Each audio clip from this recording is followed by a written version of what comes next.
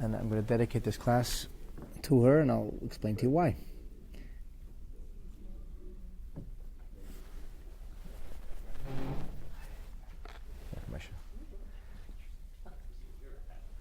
So I want to share with you two personal little vignettes as a hakdama, as a little preface to tonight's class.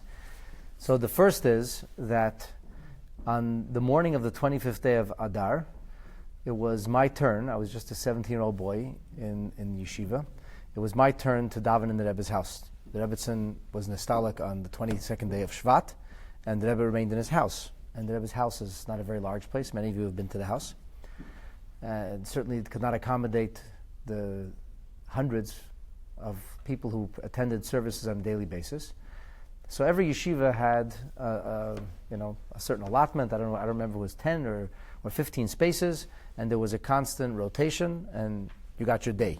You were either there for Shachris or for Mincha and Ma'ariv. So the 25th day of Adar turned out to be my day, and I'm taking off my first pair of tefillin, which is called the Rashi's tefillin. I think I'd started to put on my second pair of tefillin, I don't remember. And somebody says, the Rebbe's coming. Now, if you know the Rebbe's house, so you walk in, there's like an antechamber, right? There's like a hall, you walk in, and then there's kind of like a larger room with a staircase coming down. I was standing very close to the bottom of the staircase. There was a folding table, and my tefillin were on the table. And I'm like, the Rebbe was there for davening, he went upstairs. And I remember looking up the stair, and I see the Rebbe coming down the stairs. Now, I don't remember if I took my tefillin off or finished putting on tefillin. I don't remember the rest of the story, but the shock stayed with me for the rest of my life. It was like a kind of a terrifying and exhilarating moment at once. Anyway, this was the first time of many times that the Rebbe began to deliver surprise talks. And that day was the birth date of the Rebbetzin. And the Rebbe gave the surprise talk. And in his talk, he spoke about the idea of celebrating birthdays. And he kind of initiated this campaign to celebrate Jewish birthdays. And he said this would be a nachas ruach, this would bring pleasure on high to the neshama of the Rebbetzin on her birthday. So that he dedicated this campaign to her. So, and I was there. It was really a handful of people. There could not have been more than 30 or 40 people present when the Rebbe delivered that sikha. So I always felt a kind of like a special personal connection to this whole mitzvah, this whole campaign, and this whole mitzvah. So that's preface number one. And preface number two is that 20 some odd years ago, a little more than 20 years ago, when my wife and I were living in Detroit, it was my birthday fell on a Shabbos, and a guest showed up in shul, a fellow from Meir Sharim, who was called Stripcover Rebbe. I don't know, it was a Rebbe from Meir Sharim, and he kind of landed in Detroit last minute and didn't have where to go, and he ended up staying in the home of one of the people in shul, and he seemed like a very impressive person. And I invited him over. He was eating dinner with this person. I said, would you like to come join me after? It happens to be my birthday, and I wanted to make it for Brengan anyway. Would you join me? He said, yeah. Okay, very nice. So we had a few guests that Friday night. And when he walked in, he said that he had met somebody in the street. We're just going to call him a misnagid, somebody who's like lockjaw position. If Hasidim do it, it can't be good. There's unfortunate certain reality out there where like closed-mindedness. And this misnagid said to him, where are you going?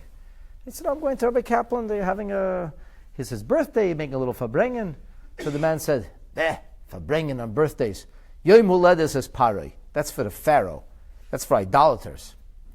And this Hasidic leader, this Rebbe, he was very offended by the words of this person, but he didn't have information on the tip of his tongue to respond to him.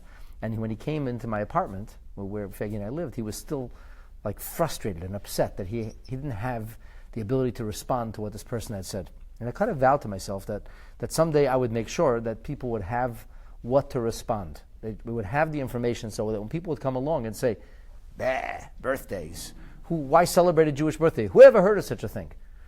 So you should have what to respond. That's kind of like a little preface. This is like 20 odd years in the making. A young man walked over to me actually on my birthday recently. I was at the Ohel for Shabbos, and he said to me, you give a lot of classes. Did you remember that this year it's 30 years from Chaf Shvat? I said, yeah, I'm aware it's 30 years. And he said, the Rebbe started that campaign right after. I said, yeah, I was there. So he said to me, maybe it would be worthy to make kind of to give classes to help people understand, go through the sources. I said, it's a really nice idea. I'm not above listening to anybody's advice. And I said to this young man, thank you for the idea, and I'm going to take the challenge. And that was like I made it to myself, I was going to do this bli neder. And as Hashgacha Pratis has it turns out that the first of these 3 classes is being delivered on the night of the Rebbetzins Yartzeit Hilula, which is tonight, Chav B'Shvat. So a lot of little pieces coming together. This is going to be a mini-series. The first class is going to address the questions that people have, the notion that it seems that celebrating birthdays is not in keeping with Jewish tradition, which is actually wrong, but I'm going to show you. First I'll show you the question, I'll build up the question, then I'll do my best to demolish it and show you why that's a wrong-headed approach. The second class is going to be about not just whether birthdays are important, but whether they should actually be celebrated, whether they should be days of joy or maybe days of introspection. The notion of celebrating, emphasis on joy. And the third class is going to be about, do birthdays have meaning after somebody passes on? Are there birthdays in Gan Eden? Okay? That's the 3 parts. If you have any questions during the course of this evening or during the next few weeks and you want them to be addressed, please send me an email. I said it also to my online viewers, and I'll be happy to try to address them to the best of my ability. And last but not least, I apologize for our late start. Okay? We're all good? So let's start with the Misnagid's question. He has a Yom Huledes is Paroi. Birthdays. Pharaoh celebrates birthdays. Moses doesn't celebrate birthdays. That's something for idolaters. That's something for pagans. Jews don't do that. Okay, maybe he's right. I mean, I know he's not, but let's go to the sources. So it's in truth the only time that the word Yom Huledet is mentioned. It's not a modern Hebrew terminology. It is a biblical terminology. But the only time the word Yom Huledet is mentioned in the actual Pentateuch, in the 5 books of Moses, is with regard to Pharaoh. That is true. We don't hear of Moses inviting his family to a birthday celebration, or Aaron, or Miriam. We don't hear of any of the later sages, leaders, kings inviting people for their birthday. And we do hear about the Pharaoh. This is, of course, in the end of Parshas Vayeshev, where Yosef interprets the dream of the baker and the butler, and he implores the butler not to forget him. After the baker ends up having a head lift from the rest of his body. He said, the baker's not going to be making it, but you will. Don't forget me. Don't forget me. And the Parsha finishes off with the words, Vayihi bayom hashlishi, and so it was on the 3rd day, just as Yosef had predicted, Yom Huledet et Pharaoh, on the birthday of Pharaoh. Here you have it. Yom Huledet et Pharaoh, Pharaoh's birthday. Vayas Mishta, he made a birthday party. Who did he invite? L'chol avodav, all of his servants. Vayisa es reish sar hamashkim, he raised the head or profile of the butler. V'es reish sar ha'ifim b'seich avodav, they were all counted amongst the guest list. They all got this fancy email, or maybe a big embossed envelope that said, you're invited to the royal ball. And what happened? Oh, you know the rest of the story. So the Sar HaMashkim ends up on the dais, and he gets a place of honor, and the Sar HaIfim, the baker, Nebuch, he ends up hanging and serves as food for the birds. We're not talking about that tonight, though. We're focusing on Vayhi Bayom HaShlishi Yom Huledet et Pharaoh. It's the Pharaoh's birthday, celebrating birthdays, a birthday party. It's a Pharaoh thing. Well, firstly, who says Yom Huledet means birthday? Who says? Like, just because in Hebrew it means it doesn't mean what we think of when we read Hebrew is necessarily the case. A perfect example would be in the next parsha, where Yosef's brothers are given special food, a special gift to bring to Yosef. They don't know he's Yosef. They just know he's Safnas Paneach, this neurotic Egyptian prime minister who seems to have nothing better to do than drive this little group of Jews crazy. And they don't know what he wants. And Jacob says, bring him a gift. These guys like gifts. Make him a fancy food platter. Bring him things from Israel. So what did they bring him? It says he brought him butnim. Now, all the Israelis in our crowd tonight know what's butnim? Peanuts. Oh, that's going to really work very well, right? That'd be very impressive. Your Royal Highness, have some peanuts. So what am I, an elephant? What are you feeding me peanuts for? Well, Butnim doesn't mean peanuts. Oh, yes, it does, say you. Of course, everybody knows it means peanuts. Everybody in Israel, everybody speaks Hebrew, knows Butnim are peanuts. There's even Bamba. Yeah. But Butnim does not mean peanuts. What does it mean? We're not sure. Rashi gives us no less than two different interpretations. It could mean apricots, which is a rare fruit. It could mean pistachio nuts. Okay? It's definitely not peanuts. Here is the point. The modern spoken language called Hebrew or Ivrit is not one and the same with the Hebrew tongue of the Torah or the holy tongue of the Torah. And I want you to know that our sages pointedly did not speak Hebrew. They didn't want to speak Hebrew because spoken languages always change. They didn't want the Hebrew to change. The problem of not speaking the language is that the verbiage is not familiar to us.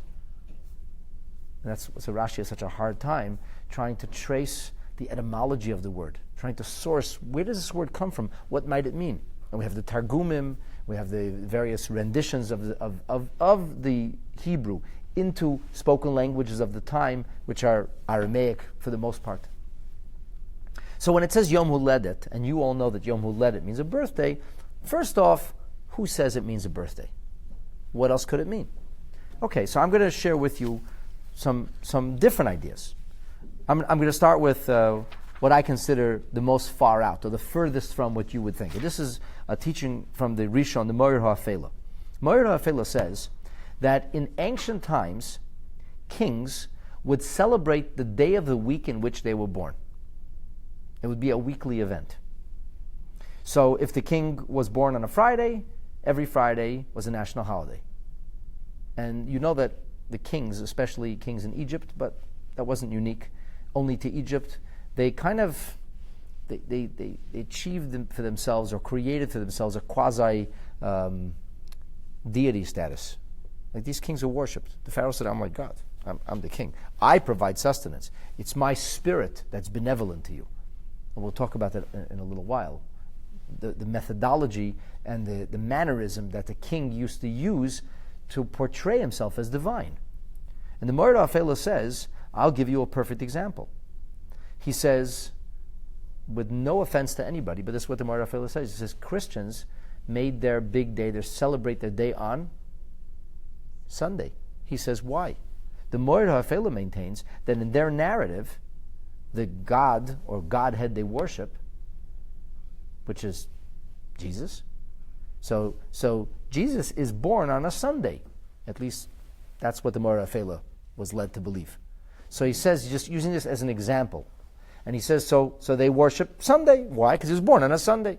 So the Pharaoh, Yom Huledes Party, doesn't mean that the Pharaoh celebrated a birthday as you know birthdays. This is not a birthday party.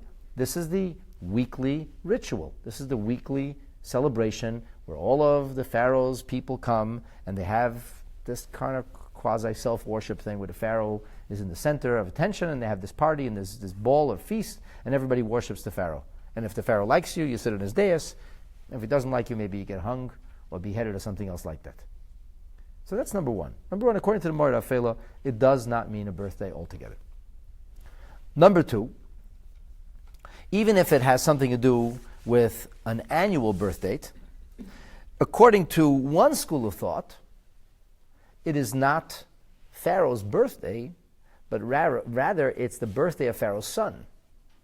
Pharaoh made a party because there was a birth in the family. The queen was pregnant, the queen had a baby, the crown prince was born, so they made a celebration. Well, you can't really attribute that to the Pharaoh because Avram Avinu did this already a long time before. We read about Avram making a birthday party for Yitzchak or a birth celebration for Yitzchak.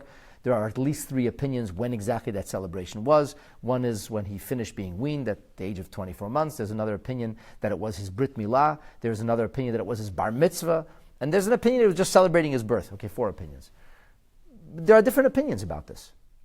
There is even an opinion that's talked about that they quoted that they celebrated the anniversary of Yitzchak's bris, even though we don't know of such a thing per se in modern times. So the idea of celebrating a birth is certainly universal and certainly Jewish, and we have a precedent that precedes the Pharaoh, Avram Avinu, the first Jew. The first Jew being born has a party. So it's not like an issue, Yom Huledet et Paro. You're going to say, but it says Yom Huledet et Paro. It says that the Pharaoh was born. So here is a quote from the Sefer HaYashar, which according to, I don't know if I should say legend or story, but it's just like a Torah story. I don't think it's a legend, that the Sefer HaYashar is actually a book of the genre of the Talmud. It comes from Mishnaic times. It was amongst scrolls that were discovered during the time of the destruction of the second Beis Hamikdash. And over there, it states that the queen was pregnant, and on that day, a son was born to the Pharaoh, and he was a firstborn son, and he called all of Egypt to celebrate it. And that's the meaning of Vayhi b'yem hashlishi l'leidasa. It was 3 days after he was born, right? Because I know what you're thinking. How could they have had the caterer booked? How do you know when he was going to get born? I mean, that doesn't make any sense. They couldn't have scheduled. There was no cesareans yet. And they couldn't have induced her. So how would they know? So the Sefer HaYashar says that's exactly the point. This is not to be confused with the Sefer HaYashar authored by Rabbeinu Tam. This Sefer HaYashar is from the time of the Tanoim. So it says over there that Vayhi b'yem hashlishi means 3 days after the royal child was born, after the royal birth, everybody was invited for a grand big party. And yes, the Pharaoh was wealthy enough to pull it together in 3 days. And everybody came. They didn't need to be informed a month earlier. There was an enormous amount of anticipation. Finally, a royal birth. We might understand this in a tiny, tiny way when, I forget his name, the Queen Elizabeth's grandson. When did they have Prince George? Yeah. No, the little boy was born recently. No, George. Okay, George. By George. Whatever. It was like a national holiday in Canada, even though the Queen doesn't occupy a lot of space in this country other than all of our dollar bills or our loonies, and she has a special throne in the in the Senate, which is like the House of Lords. People get excited. This was a real king. I mean, Pharaoh was the mightiest monarch of his day, and this is crown prince. This was a big deal. So it was 3 days after, the whole country came out. And Pharaoh had a private ball. Who was at the private ball? It's the Pharaoh's loyalists, the people who were closest to the Pharaoh. So that's the meaning of Yom Huledes es Paroi. So why does it say Yom Huledes es Paroi? So the answer that's given is because he named the baby Pharaoh. How original. Pharaoh named the baby Pharaoh. I mean, like, what else would he name his baby? He's the crown prince. Now, this school of thought is espoused by Radak. Rabbeinu David Kimchi is a major biblical commentator, although he is more often referred to in the writings of Tanakh, and Rashi is the primary commentator on the actual Chumash, in the 5 books of Moses, but Radak is a major commentator, and Radak says, Yom Shenoilad ben Lepare. This was the day that a child was born to the Pharaoh. Okay, so we have at least one school of thought that this is not a birth date. You can slide into home base over here. You get empty seats over here still. So they have one opinion that it's not the birth date, it's the day of the week. This was a weekly event. One opinion that this was a national, big-time, once-in-a-lifetime event, the crown prince's birth, in which case this would have nothing to do with what we would call celebrating a birthday. This is not a birthday celebration, this is a royal birth celebration. However, let's be fair, the primary interpretation is that it was Pharaoh's birthday. That is the primary interpretation. And this is found in a number of very early sources, including what would seem to be both of the Targumim, not Targum Onkelos. Targum Onkelos renders it as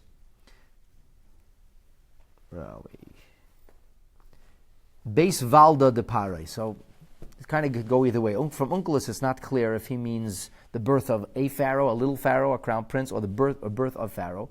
But if you look in the Targum Yonatan ben Azil, it says, B'yom atlisoi yom genusa de Pharaoh. The day of Genusa. We'll talk about what Genusa means in a moment. It's an important word. Hold on to it. In the Targum Yerushalmi, it says Yom Genisoya Lepare, which you're going to see is translated as a birth date.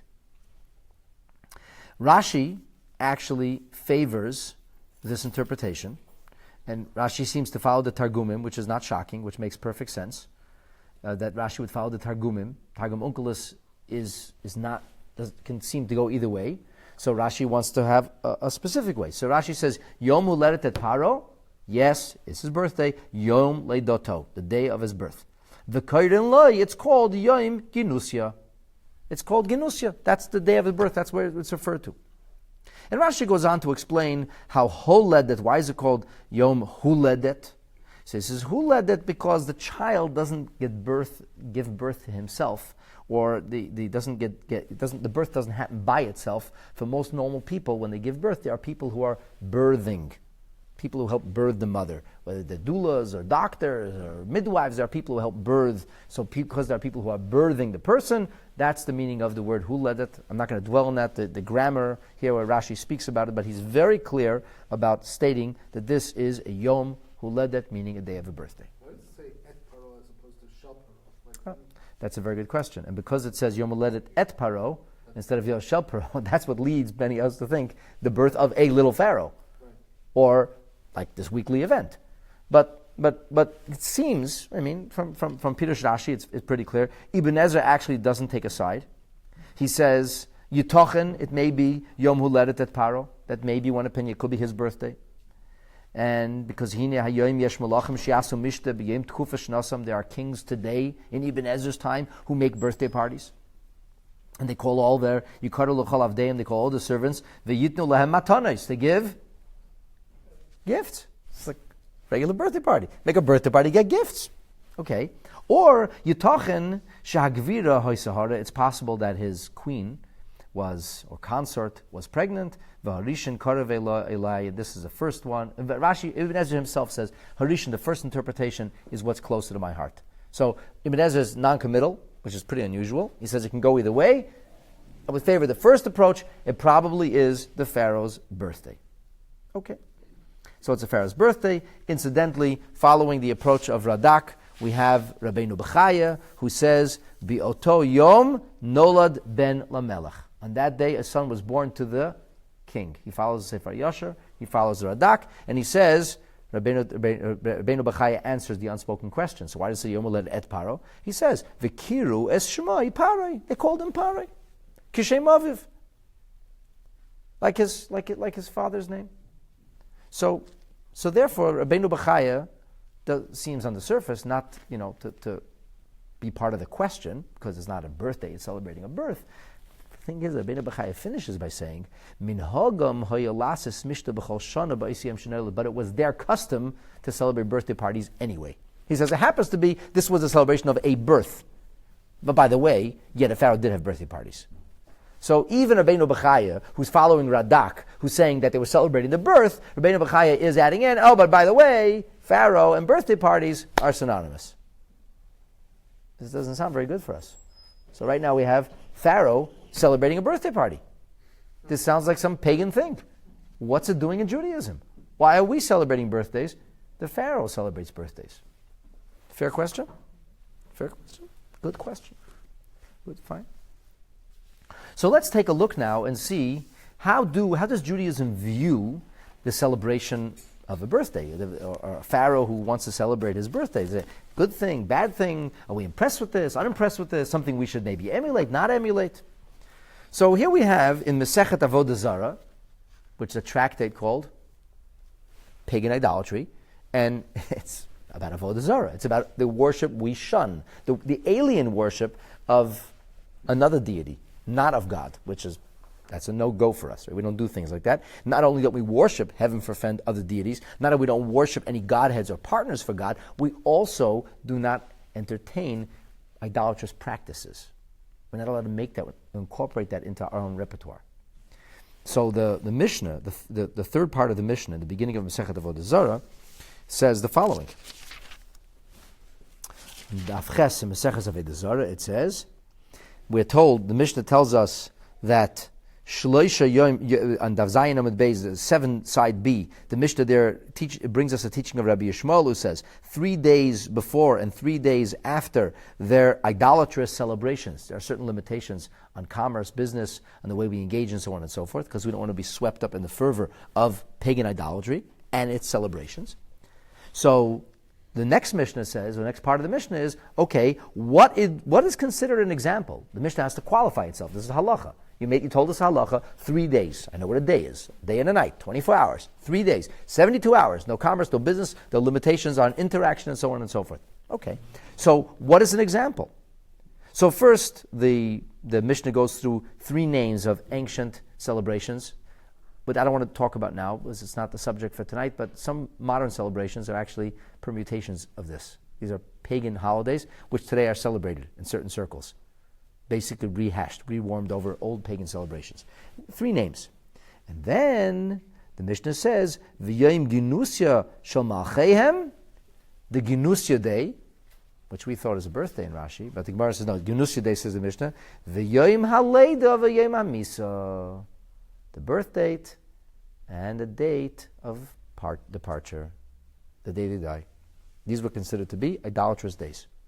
So now we have not only the problem that the Torah clearly tells a story of Pharaoh celebrating a birthday, so this seems like a Pharaohic thing, not a Mosaic thing to do. It's a non-Jewish thing. Here we have a Mishnah telling us that an example of an idolatrous event that we should not be attending is a birthday party.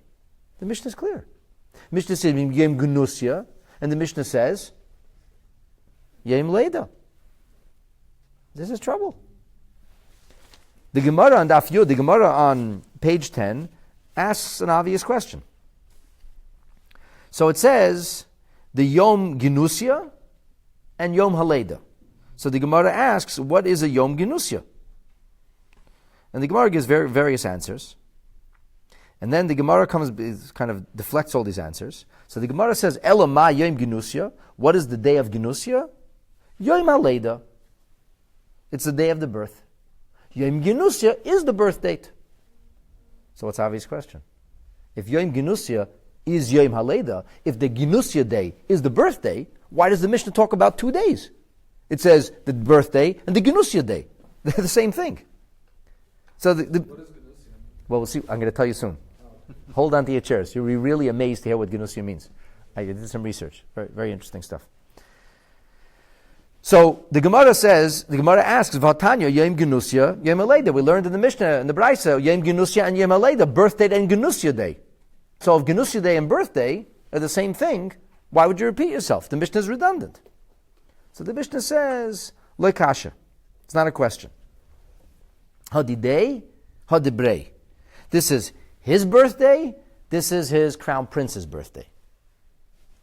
So now we're in trouble, because either way, we came across 2 opinions, exactly what the Pharaoh did. So the Gemara comes back and says, that's not really going to work, because we actually have a brisa that says, Yom Ginusya Shaloi, Yom Ginusya Shal B'nai, his Yom Ginusya, his Ginusya day, his son's Ginusya day. So what does it mean? So the Gemara comes back and says, okay, you're right. I'm confusing things. Yom Ginusya means Yom Shemamidim by Malcolm. That's coronation day. The day that the king is inducted into his position, the day he's coronated as king, that was known as a holiday. You see, in ancient times and in modern times, monarchs favored the notion that their power hails from the faith system that they're involved with. For example, Queen Elizabeth of England is ultimately empowered or has vested within her the Church of England. She's a representative of the Church of England. If you watch those coronation videos, there's the head of the Church of England is part of the coronation.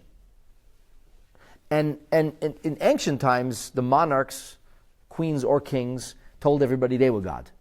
So whether it was the Pharaoh or others like that who came along and tried to convince everybody they were God, that was one issue. And then later on they said, well, we're not God, but we represent the faith system.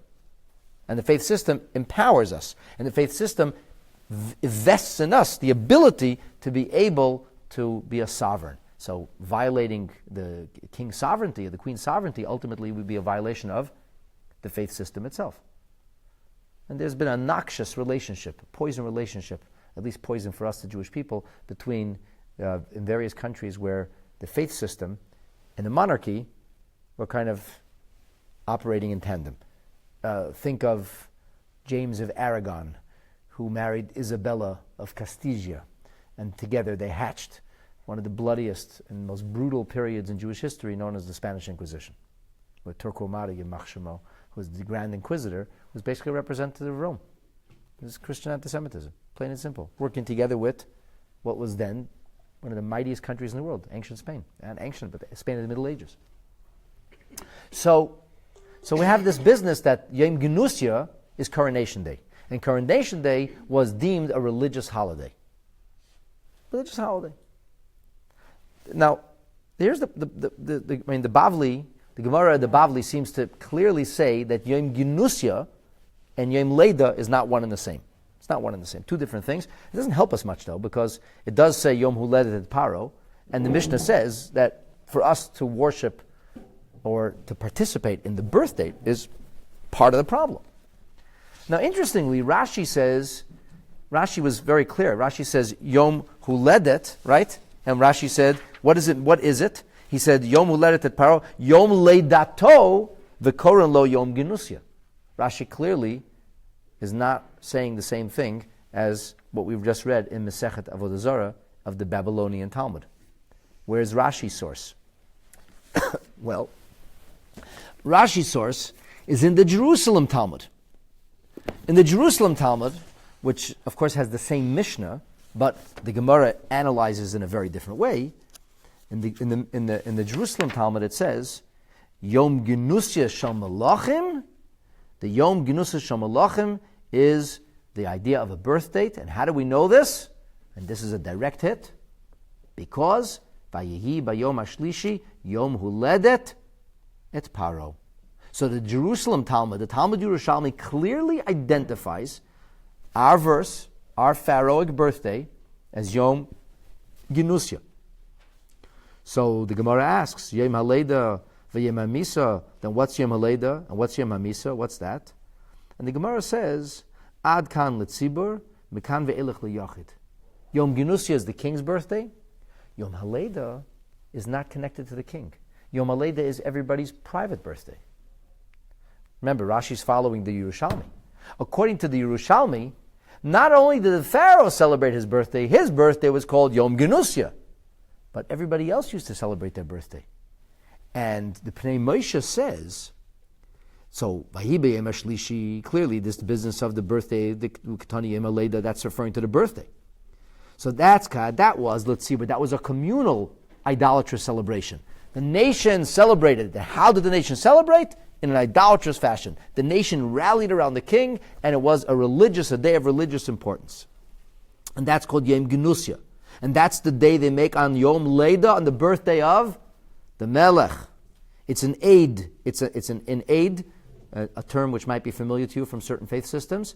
An aid, which is the Gemara's terminology for a pagan holiday. L'chol hamona'am. And then it says V'yom HaLeida, the Mishnah says Yom HaLeida. You're listening carefully?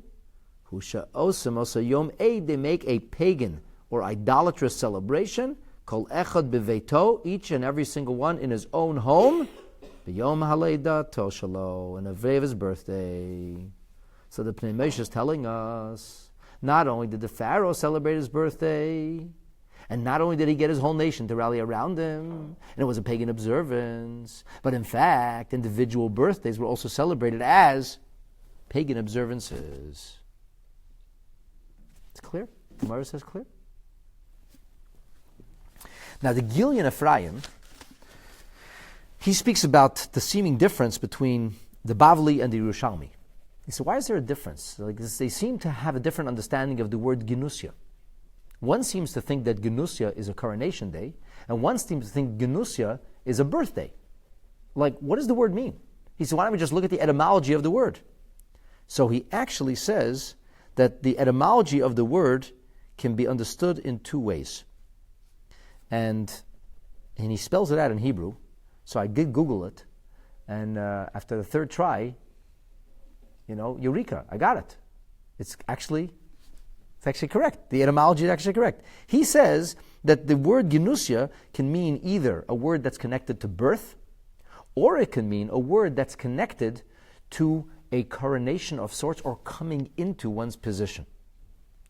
And he describes it. I'll share with you first in the Hebrew that he writes, but then I'm going to read to you from what I found from Rabbi Google told me, Wikipedia, which is really interesting. So he says Genusia is Greek. Genusia is Greek, and it stands for the day in which the king would be appointed. And it's because genius. The genius, he says, is symbolic of his special angel, of his patron saint. And then he says, but the Yerushalmi seems to understand it otherwise. The Yerushalmi interprets it as the day of beginnings, the day of something that began or something that's born. So, the word genusia, the origin from Greek, originally was gignastia in Greek, which is not so far from genusia. And the original word, Genesis, meant origin, creation, or to be born, related to genos, race, birth, descent. It's from the root geni, which means to give birth or beget. And then, I don't know which website I pulled this off, it says Greek translators using the word as the title of the biblical book rendering Bereshit, which means literally in the beginning, which was the first word of the text, taken as its title, extended the sense of origin, creation, and that's only first recorded in the beginning of the 17th century. You know it as the book of Genesis. So in English today, when we say in the genesis of, we would mean in the beginning of something being created. We would say it's Genesis. We'll say, the genesis of this idea, or the genesis. But actually, what is it really? It comes from the word, it comes from birth. This is ancient Greek. In ancient Rome, this is going to be really interesting. In ancient Rome, the genius was the guiding spirit or tutelary deity of a person or a family. The noun is related to the Latin verb geni or genitus, which means to bring into being, to create, to produce, as well as the Greek word for birth. So it's not a secret that Rome conquered Greece militarily, and then was culturally conquered by Greece. Because Rome, which had really no culture, adopted Greek culture as its own. But they made tweaks, permutations, slight shifts. So the word starts off in Greek, meaning the beginning, the origin. But then later, in Rome, the word comes to mean, or seems to refer to a guiding spirit. And because the achievements of exceptional individuals seem to indicate the presence of a particularly powerful genius. By the time of Augustus, the word began to acquire its secondary meaning of inspiration or talent. Now, in modern terminology, which is only in the 18th century, a genius means a really smart or creative person. But that's not what the word originally meant. The word originally meant a spirit. So how did the guy become a genius? This would be like the word genie. He had an angel. He had a spirit.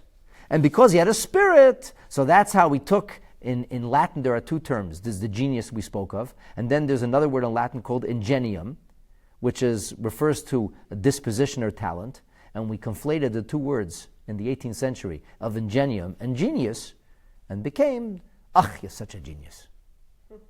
But that's not what it originally meant. So this, my dear friends, seems to be the origin of the word genusia. So we have a Roman meaning of it, and we have a Greek meaning of it.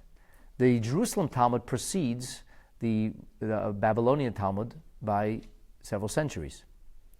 In Roman times, in the Babylonian Talmud, we were fully under the domination of Rome. However, a few centuries earlier, there was still a very, very strong impact of Greece and Greek culture. And listen to what the Torah-true says, which kind of ties this all together. It's not going to answer our question yet, but this is just like interesting background information. The Torah-true asks a question. He says, why does Rashi favor the Jerusalem Talmud over the Babylonian Talmud? After all, the Babylonian Talmud for us is more exhaustive. Why, in this particular instance, did Rashi follow the Jerusalem Talmud? So first of all, I wanted to say with respect to the Torah-true, I don't understand the question.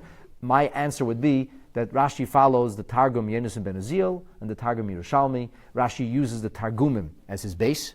And since he's being mitargem, since he's interpreting the Torah, obviously, what's he going to do? He's going to look what the Gemara says? No, he's going to look what the Targum says. This is Rashi on Chumash. It makes sense he would follow the Targum. But the Torah-true gives us an amazing understanding. He says there was a massive difference between monarchy in Greece and monarchy in Rome. Anybody know what the major difference was? How did you become a king in Greece? You became a king in Greece oftentimes because your father was a king. How did Alexander the Great become a king? Because Philip was a king. Now, mind you, Philip was king of Macedonia, which is just a small province of Greece, and Alexander went and conquered not only all of Greece, but most of the civilized world. He built the largest empire of his day. But most of the Greek kings were descended of the previous nobility. In Rome, how'd you become a king? Murder? That's one way. You got elected by the Senate. And invariably, what would happen is, in Rome, is that the Caesar would find a younger man who he trusted and believed in, and then he would kind of groom him for the position. In fact, the first Roman emperor, the first Roman Caesar, to direct his own progeny into his position was Marcus Aurelius Antoninus, and by the way, it didn't go very well. Now, Marcus Aurelius, of all of the Roman Caesars, was most Greek, because he was the only Roman Caesar who not only could speak English coherently, or whatever language, could speak Roman or Latin coherently, he actually wrote a treatise on philosophy. He's called the philosopher king till today, because of all of the Greek kings were brilliant. Alexander was a major philosopher, a personal disciple of Aristotle. But in Rome, that wasn't what they were known for. They were known for brute force. So the one wise guy said, why should I give it away? I give it to my own family. But that didn't go well, by the way. It was like nepotism. And his child was not so capable, and Roman fortunes sank under Marcus Aurelius' son. So the Torah-true says like this. He says, in Rome, when did you become king? You weren't born the king. You weren't born into the position. When did you become king?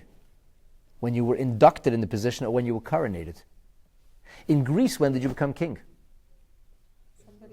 Yeah, when your father died. So what should it say? Mazel tov, your father died. When should they celebrate? On the day of the death of his father? So when did they celebrate? The day of his birth. Because he was born a king. He was born a crown prince. He was born king in the waiting. And that's why the Torah-true says there's a difference between genusia and genusia. And the genusia, or the genius of Rome, was about the patron spirit. When did you get that patron spirit? When did that spirit, so to speak, invest itself in you?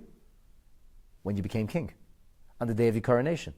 Whereas in the Greek mythology or anthropological rubric, when did you get invested with this ruling spirit?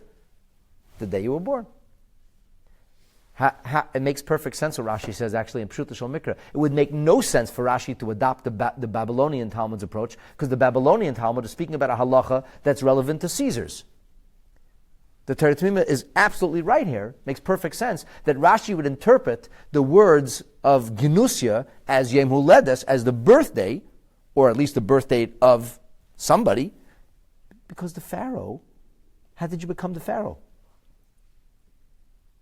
Because your father was the Pharaoh. You were born the Pharaoh. That's this whole dispute we have here. What's the Yom Huledet of the Pharaoh? So it makes perfect sense. It would make no sense for Rashi to follow the understanding of genius as spirit. Makes all the sense to say the understanding of Genesis or beginning or birth. And so, in summation, not only is it not a question why Rashi doesn't follow the Babylonian Talmud, it would be incongruous to follow the Babylonian Talmud. And the conclusion is, Yom Huledet et Paro means the birthday of Pharaoh. And that's the Pshuta Shel Mikra. Both Targumim follow that. Rashi follows that. In all likelihood, that is the only time we have a birthday, forget birthday celebration, a birthday being observed is Pharaoh. And the Mishnah says that birthday being observed is idolatrous. It's pagan. And because it's pagan, we can't participate. So hence the question, why do we celebrate birthdays? We shouldn't be doing this. Or so it seems. Okay. So, now that the question has been articulated, we shall demolish it. And let me just say that question actually is nonsensical and is based on pure ignorance and a misunderstanding of Really just about everything. Incidentally, I wanted to share one more source with you. The Yalkut Shimoni, by the way, also follows Rashi, which says, Rashi says, Yom Uledet es Paro. Yalkut Shimoni says, Ginusya Shelo. Anyway, it makes no sense to say Coronation Day. Nobody would say that. Ginusya here is clearly birthday, Pharaoh's birthday. Okay. So birthdays are a bad thing? Bad thing, right? So it seems. Pagan? Inappropriate? Okay. Let's take a look at a little book known as Ezekiel. You heard of him, right? Ezekiel, in the 16th chapter, he's talking about the Jewish people's exodus from Egypt. This is the time when we renounced the idolatry of Egypt. This is the same idolatry that the Pharaoh would have been worshiping. What did they worship? They worshiped the Pharaoh. Well, we didn't worship him. We were running away from him. What else did they worship? Sheep, goats. I mean, the whole idea of leaving Mitzrayim was a rejection of idolatry. The two mitzvot that they needed in order to be able to leave Mitzrayim was Brit Milah and Korban Pesach. And Korban Pesach was a very brave thing to do because they had to walk through the streets with this sheep or goat and say, the Egyptian says, what are you doing? He said, where did they bring a carbon? Oh, what's a carbon? Oh, carbon is a... What? What are you doing with my God? Well, if you really want to know, we're going to slaughter him. What? Yeah, we're going to slaughter him. And then we're going to paint the door with his blood and then God's going to strike all you guys dead. You're going to what? So they thought the Egyptian's going to take his head off. What did the Egyptians do instead? They massed around the palace in Tahrir Square, and that was the real Arab Spring, not the fake one. The real Arab Spring, and they sacked the palace, and they made this war, the rebellion of the firstborns. They said, we're going to die. You hear what they're doing now? They kill our gods, and then their God kills us. So, and this is how we left Mitzrayim, and it was that bravery, that courage that we have ready to follow the word of Hashem and reject idolatry that opens the doors for us. Because we had to have a mitzvah. Like the famous sage of Masya Bechorah says, the Jewish people were like basically what you would call naked of mitzvahs. And you got to have something to hold on to. They weren't going to become a mega tzaddikim, okay, but something? You got to have some merit, some kind of envelope, some kind of convention to download the blessings. So they got it. Rejection of idolatry. So listen to what Ezekiel says in the 16th chapter when he describes in metaphoric terms our exodus, which is rooted in the rejection of idolatry. Umoiladoitayich biyom huledet otach. He describes our going out of Egypt as our national birthday. A national birthday. So the Exodus is described in terms of a birth and a birthday, or birth date. And he goes into the details. He gets like in the gory details of birth.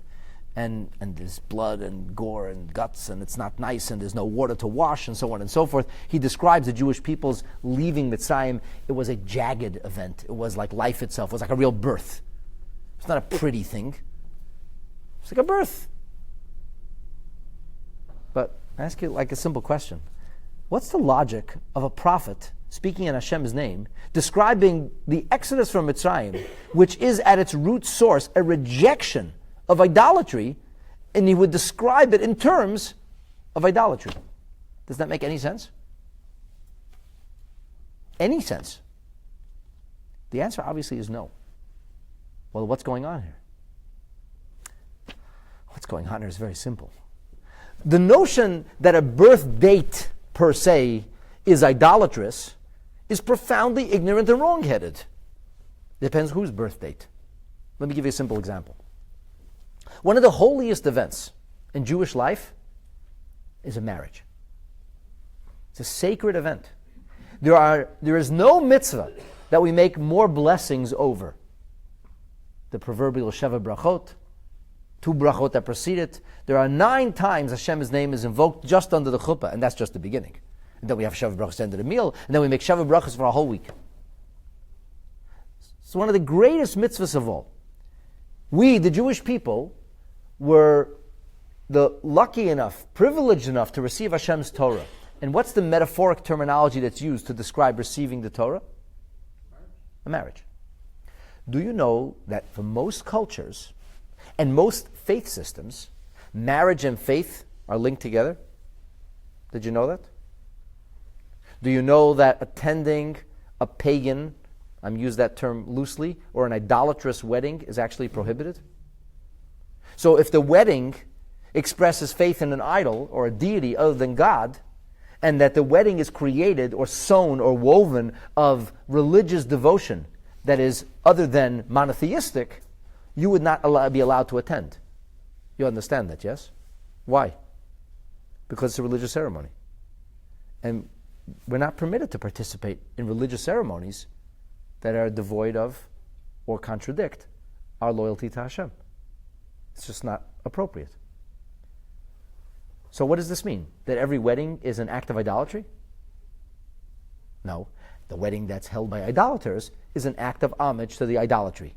And the wedding of Jewish people is an act of homage to God. It's very simple. So what happened when the pagan had himself a day of celebration? He celebrated and thanked his God for being born. So what do you think he did? He brought idolatrous things. He brought the gifts to the idol. He expressed his adulation and his love and devotion to his idol. So you shouldn't participate in that. Obviously, that makes sense. It's not the birthday that's problematic. It's his birthday that's problematic. Yes, the Pharaoh's birthday was Yom Eid. The Pharaoh's birthday, the Pharaoh who fancied himself as a deity or God, that birthday was problematic. You should not attend it. If you get invited, don't go. 100%. It doesn't mean that a birthday is a bad thing. If a birth date was a bad thing, or celebrating the anniversary of birthday was a bad thing, why in heaven would God tell a prophet to describe going out of Mitzrayim, which we annually observe, as a birth date? It's actually ridiculous to say that birth dates are bad. It's almost like saying prostitution and marriage are basically the same thing. Well, I mean, yeah, there's some commonality. A world of difference, no. This is about loyalty. This is about chastity. This is about holiness. And this is the polar opposite. Well, they both involve intimacy. Yeah, shekoyach. In fact, it's like saying religion is bad. Why? Because some people use religion to worship an idol. Therefore, religion is bad. No, religious devotion to an idol is a problem. Religious devotion to God is beautiful. There are people, unfortunately, who are fascist in nature. And their fascist culture has become injected with religious fervor. Now, religion, I have always believed and continue to believe, all religion, any kind of faith is like an elixir. It's like an energizer. It's like steroids. Anything that has faith injected in it will become so much more profound. Which means that if we're dealing with fascism, and fascism is injected with some kind of faith, boy, are you in trouble. See, so Nazis, Yimach Shemam, they killed everybody else, but they didn't want to kill their own children.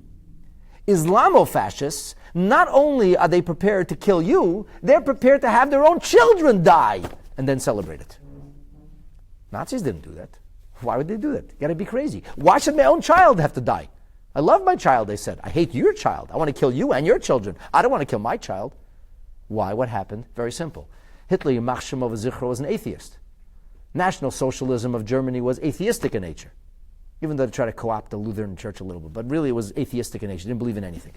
They railed against God and railed against conscience. They railed against all things religious. So that was an atheistic thing. So atheistic fascism is hard, horrible, terrible.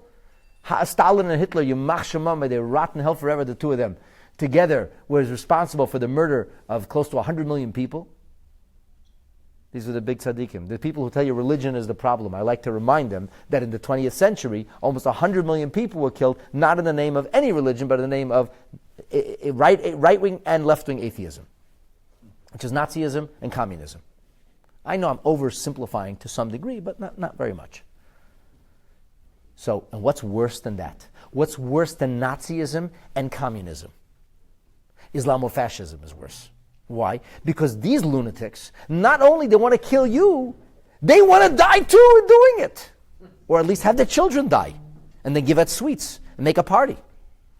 How'd they get that much worse? Very simple. You inject faith into the bloodstream. Once you inject faith in it, It goes to like a whole new level of insanity and evil. Do you understand what I'm saying? So it's like somebody coming along and saying, religion is bad. Why is religion bad? What do you mean why? Because this guy screams his God is great and then beheads you. Religion is bad. So what's my answer? No, fascism is bad. And fascism turned into a faith is even worse. Religion is not bad. Fascism is bad. Birthdays aren't bad. Idolatry is bad.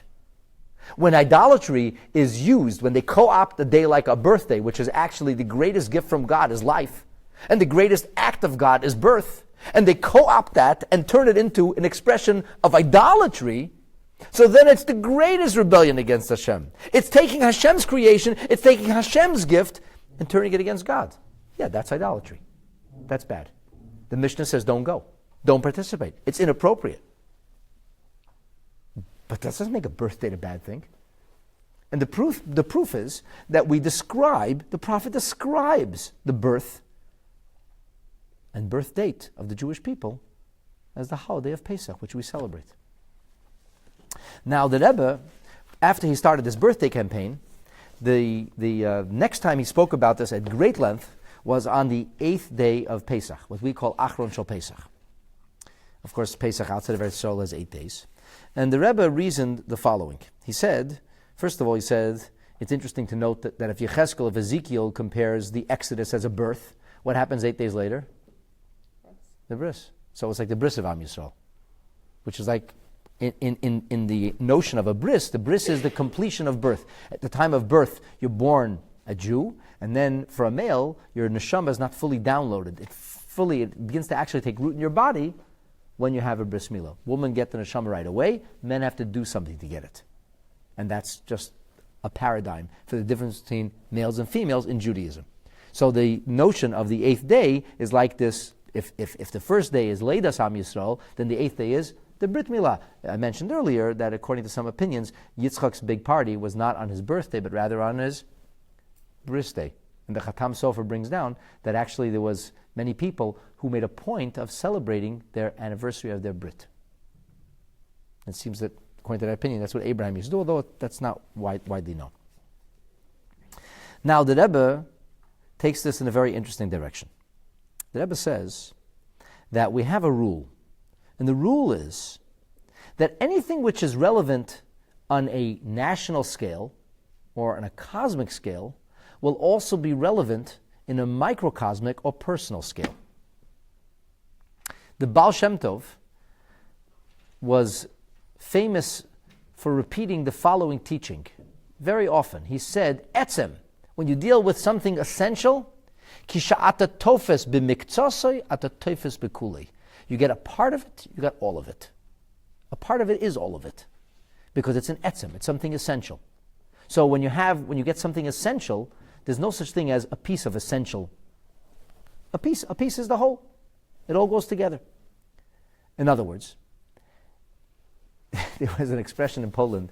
They used to say, "Ihr wilt wissen, was macht Klal Yisrael?" You want to know how the generality, the plurality of the Jewish people are doing? Frag, was macht Reb Yisrael? You know, Yisrael is the name of a nation. It's also the name of a person. It's a personal name. You want to know how the generality is doing? Find out how the individual is doing. In other words, what's good for the goose is good for the gander. There's like this. It can't be bad for a person if it's good for a nation. And it can't be good for a nation and bad for a person. In other words, if the notion of birth is a divine thing, that we acknowledge the gift from Hashem, and we say that we, the Jewish people, are metaphorized as being born on Pesach, and like it's written elsewhere, like we speak about in the Haggadah, that God took us, it was like a birth. We were like in a womb. We were like a nation swallowed up by another nation. And Hashem birthed us and took us out of Mitzrayim. So birth date should be celebrated. Well, we do observe it every single year. What's it called? It's called Pesach. I'm going to talk about birthday celebrations next week, but like the Seder is like a national birthday party, kind of. Like, that's what we're commemorating. Let's talk about now observing. So the observance of Pesach is the observance of our birth date. So says Ezekiel. So says Hashem's prophet. So if it's good for the gander, it's got to be good for the goose too. If you could thank Hashem for national birth, don't you think it makes sense to thank Hashem for personal birth? Isn't Kind of logical. It would make perfect sense. And the Rebbe says the following. He says, it's kind of self-understood that when we deal with the miracle of birth, that we acknowledge the fact that had we get born. Because Hashem gave us life. So when a Jew acknowledges or observes his or her birthday, what is a Jew essentially doing? Acknowledging and essentially thanking God for life. How could that be bad? How could that be idolatrous? If you thank God for life, how could that be a pagan thing?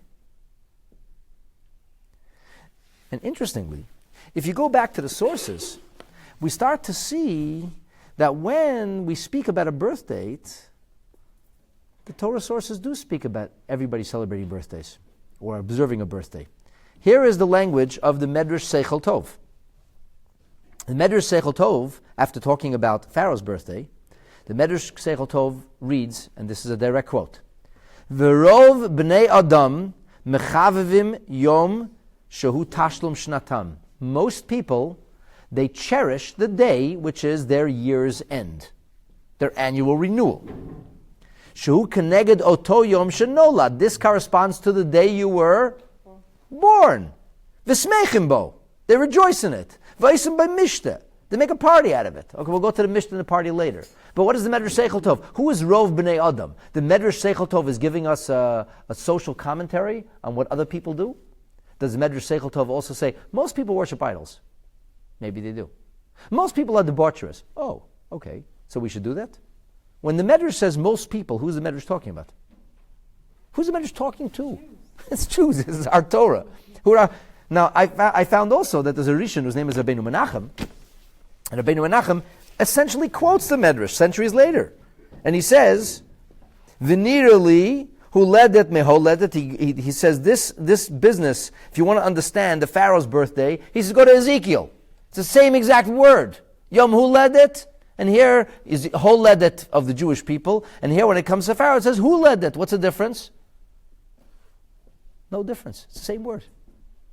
Rabbeinu Menachem links the Ezekiel verse with the Genesis verse. And he says that this Yom is Tachlis Shnosam. This is the end of the year, so to speak.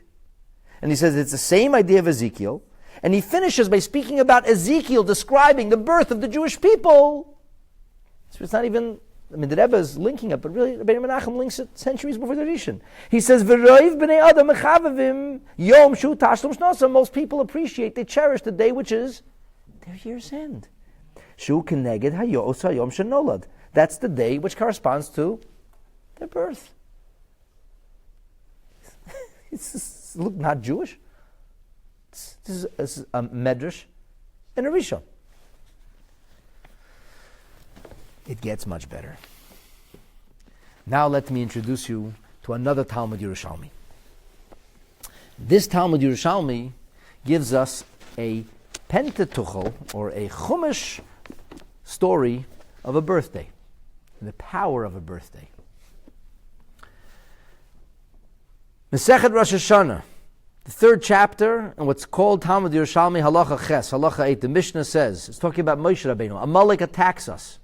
Amalek attacks, what does Moshe Rabbeinu do? He prays for us. How does he pray for us? Raises his arms. Kasha Yarim Moshe Yadai. When Moshe raises his hands, who starts winning? The Gavah Yisrael. And then what happens when Moshe Rabbeinu's hands falter? Amalek is strengthened. Kasha Gavar. Right? One overpowers the other. Says the Gemara. Rabbi Yeshua ben Levi Amar. Amalek Kushfan Haya. Amalek was a master of sorcery and black magic. The Korban Ha'eda says Mechashe Haya. He was a practitioner. Amalek himself. This is the original Amalek. He was still alive. So what did he do? We know what a Ginusya means now. This comes from Genesis. Who did he send into battle? The people. No, who did Amalek send into battle? The birthday people. He sent the people whose birthday was that day. Lomar, he said, Lo b'mehera adam nofel b'yom ginusya shalo. You're not going to fall easily if it's your birthday. So Amalek was using birthdays to attack the Jewish people. Ma'asa Moshe, what did Moshe do? Moshe didn't say, that's pagan mumbo jumbo. No, he didn't say that. Ma'asa Moshe, Irreves Hamazolos. He confused the constellations. So the constellations, or the movement of the heavenly bodies, is connected to what we call time. And therefore he confused the time. The Korban Eidah says, B'yom moladato, on the day of your birthday, lo b'mehera adam nizik, a person is not going to be easily harmed. She'az hamazal hasholet, because then the mazal, we'll come back to this word in a minute, the mazal is very strong in that day, and that mazal is going to help him. So what did Moshe do? He disabled the mazalot. So the mazal couldn't help the people. So our people won. Why was he raising his hands? How come we don't raise our hands when we daven? How come I don't know any Jewish community where everybody raise your hands now. We have a whole halachas about posture. Put your feet together, stand, bow, speak out loud, whisper. Nowhere in Shulchan Aruch does say, everybody raise your hands now. Doesn't say, what? Somebody should daven? Chana davens quietly in the Beis HaMikdash. From her we learn how to daven Shmoneh Esrei. Moshe Rabbeinu davens, nobody learns? The Gemara says it's not just davening. He was actually moving something in the heavens. And the pasuk, he quotes a pasuk over here, Hado Amar Shemesh Reich Amad Zvula, which this is a pasuk that describes Yehoshua, who makes the sun stop and the moon stop. He stops the orbits. So the heavenly orbits is how time evolves, and time and mazalot are linked together. I know we're running late, and I wanted to share with you in detail the Gemara. But the Gemara in Maseches Shabbos, on page Kuf Nun Vav and Aleph, near the very end of the tractate, the Gemara speaks about different propitious hours in which a person might be born. And the Gemara speaks about 7 different orbits. There are 7 planetary orbits. I know it's not the system as we know the planetarium today. That's a subject for another day. The moon, by the way, is one of the planets. Not called the moon, there are 7 orbits, as it's called. And the 7 orbits represent, it's called Shiva Koich Veleches, these 7 orbits, which like the Rambam describes as peels of an onion, no space in between. And each one of these orbits represented by a different planet, and that represents time. And time is a continuation of 7, another 7, another 7. Every day has 3 times 7, and then you end up with a few hours at the end, so you tack on a few hours, and this is how it goes. Every week, it's repeated again and again and again. And every single hour of the day is related to one of the planets, one of the orbits. And one of the orbits is a representation of what we call a spiritual force that in Hebrews refer to as mazel. When somebody has a simcha, what does everybody say? Mazel tov. Good luck. We believe in luck. What kind of luck? You have a baby, mazel tov. What are we saying? We're saying that Hashem controls the world through his mazalot. So we say it should be in a mazel dikashah. Your mazel should be a good mazel, because some mazalot have a little bit of a negative underpinning. See, one of those planetary representations is Mars. In English, what is Mars called? The red planet. What is it referred to in Torah literature? It's referred to as Mazel Maidim, the red mazel. Now think about that for a moment. What does the red mazel remind you of? Blood. The Gemara here says clearly that if a person is born in Mazel Maidim, the Gemara says, Haiman de b'maidim yehegvar oshidama. The person who was born in that hour is going to spill blood. So the Gemara says, Amar Rabbi Ashi, how could that be? Iumana igavna. Itabcha yemehila. What does it mean? He could be a murderer, he could be a doctor, he could be a mohel. He's going to spill blood. Doesn't mean he has to spill blood in a negative way, he can spill blood in a positive way. But he has a predisposition to spilling blood. Amar Rabba, Rava said, Ano b'maidim havoi. I was born in Mazel Maidim. Now this business, the Gemara later, so what did he answer him? He says, Amar Abaya, Marnami onish v'kotel. You sit on a ecclesiastical court that does what? That rules criminal. You deal with a criminal court. And as in the criminal court, at times you may have to sentence somebody to death. There's your Mazel Maidim. Now the Gemara itself later says, Ein Mazel Yisrael, and tells the story of Avram Avinu, that Avram Avinu said, I see in my mazel, my fortune, my astrology, for lack of better terminology, I can't have a child. And God, it says, lifted Avram into outer space, and God lifted him above the mazel. It says, you're not controlled by your mazel. So yeah, that's true. We're not controlled by our mazel. And even if you have bad mazel, you can thwart that. You can change it. A Jew is never controlled by mazel. So it's not a foregone conclusion, but you could have a predisposition. It's like saying somebody who was born into a family where his father was angry, his mother was angry, and he was brought up in a violent home. And they come from generations of angry, violent people. What's the statistical chances of this kid growing up to be angry and violent? Pretty high. Is it a foregone conclusion? Absolutely not. That child can say, you know what? I'm going to break this generational code. I'm going to change things around. I'm not going to do that. We talked about this in a previous class, epigenetics. It can actually become part of your genetics. Behavioral modification eventually modifies the genes. And it makes somebody predisposed to something. That doesn't mean you have to do it. But if there's something good that comes from a mazel, Ein Mazel Yisrael doesn't mean we don't have the benefits. It means we don't have the demerits. We don't have the encumbrances. But good things? Why shouldn't we have a good thing? Mazel tov. What's mazel tov? Your mazel should be a good mazel. So you're going to say it's Amalek. Oh, vey, Amalek. That's like confusing prostitution and marriage. Even Amalek knew how to use this. The Rebbe points out in one of the footnotes that it's actually a halacha in Shulchan Aruch. Do you know that Mazel Maidim turns out to be the hour from 6 to 7 on Friday night? That hour, that 7th hour is Mazel Maidim. So there's a tradition that we don't make Kiddush, because Kiddush is traditionally made on red wine, and on Pesach, Kiddush represents, red wine represents blood. So there's a tradition, not everybody does it, I'm not saying you're bound by it, but there is a halacha in Shulchan Aruch of not making Kiddush in that hour. So if mazolos are nothing, Ein Mazel Yisrael, why would you have such a halacha? And why was Rava concerned? Rava said, I'm born in Maidim. Ein Mazel! Rava, come on, you don't know Ein Mazel Yisrael? Rava said, no, I have a predisposition. Abaye says, don't worry, you're on a court. You're on an ecclesiastical criminal court. You're covered. You're fine. You don't have to become a mohel. You don't have to become a surgeon. You're covered already. In other words, the predisposition element of mazel is very strong. Now, the Rebbe explained on another occasion that when you're born, there is a divine force, which is called a mazel, which every hour, that's what controls the world in that hour. Which means, let's say you're born on any particular day, and in any particular hour. In that hour, what force was, so to speak, employed, what force was animated and activated, whatever it would be. Let's say Mazel Maidim. But time is like a strip of film. Time never repeats itself.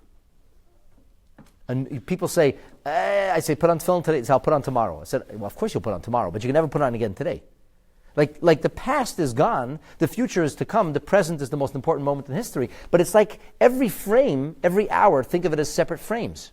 So that frame, whatever mazel was around in that frame, every year on your birthday, that's your mazel.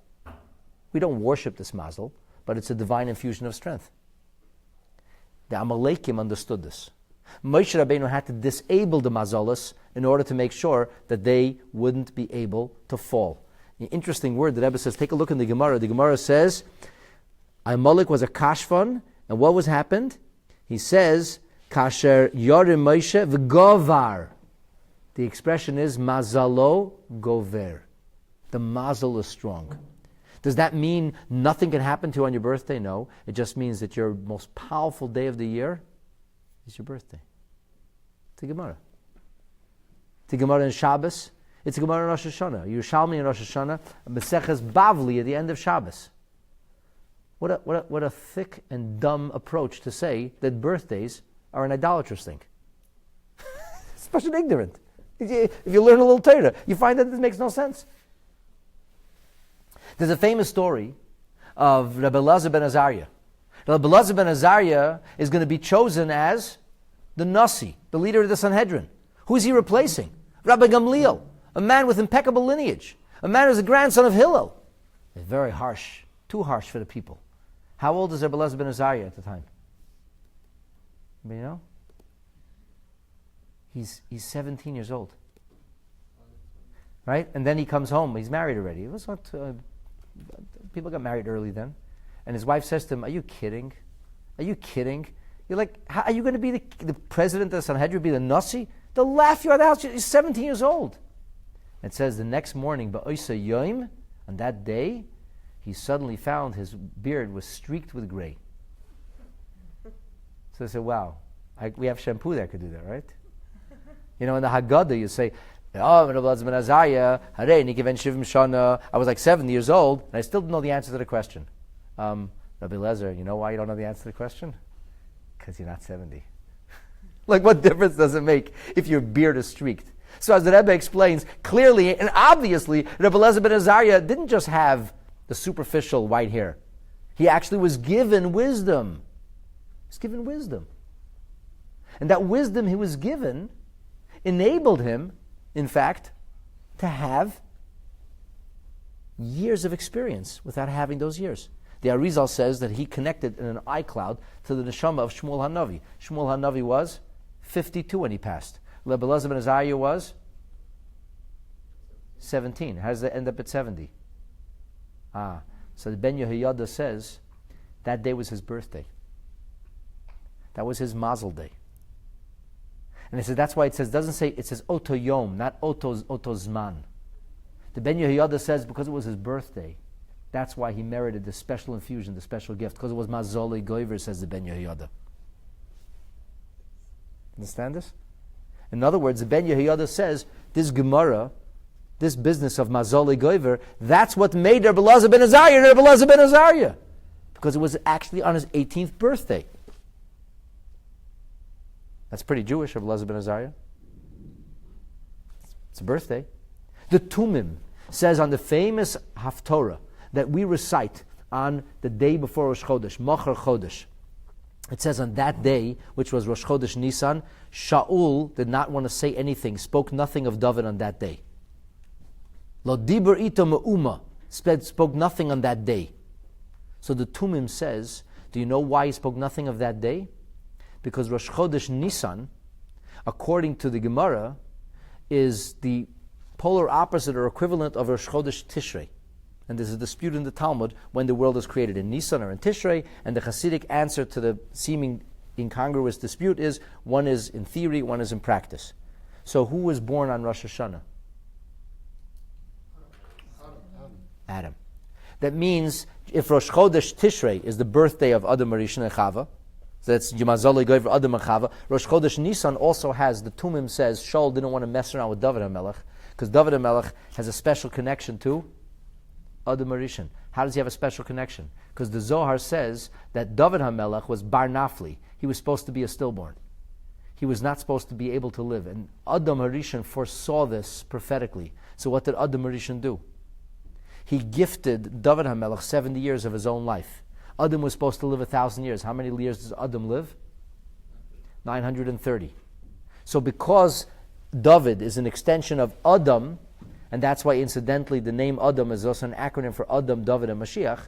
But because there's a connection to Mashiach and to David and Melech with Adam, the first person, and because Adam has a Mazalo Gover or a birth date, a theoretical birth date of Rosh Chodesh Nisan, the Tumim says that's why Shaul HaMelech didn't want to start up with David HaMelech on his birthday. He was waiting for the next day to start up with him.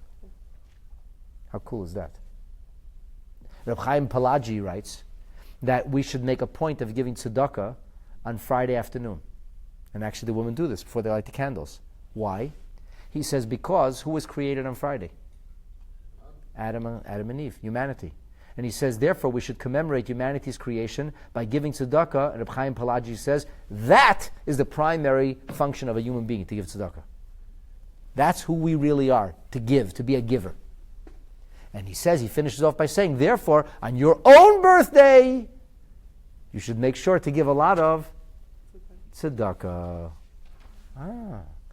So for anybody who says that birthdays are not Jewish, they really have no clue what they're talking about. It's like, it sounds very good when you say Yom Holedet et Paro. But when you start to, so to speak, open the accordion, when you start to develop the ideas over here, you realize that birth dates are literally an indigenous part of Judaism. Here's another one. Tisha B'Av. What happened on Tisha B'Av, according to the Talmud Yerushalmi? Eventually destruction of the Beis HaMikdash. However, the Gemara in Yerushalmi in Brachas, Perek Beis, says also that on that day, Yelid Malka Mashiach. On that day, who was born? Mashiach was born. And therefore, because Mashiach is born, the Mittel Rebbe writes in a Maimer that every year on Tisha B'Av, Mashiach is born all over again. Do you know that Reb Chaim Vital says that one of the reasons that we make a point of trying to be Mekadosh Levana, saying the blessing over the new moon right after Tisha B'Av, is to celebrate the birthday of Mashiach? Why? The Rebbe says bepashtus, because if a birthday is Mazalo Gover, there is a festive element to Tisha B'Av, that it is the birthday of the Mashiach.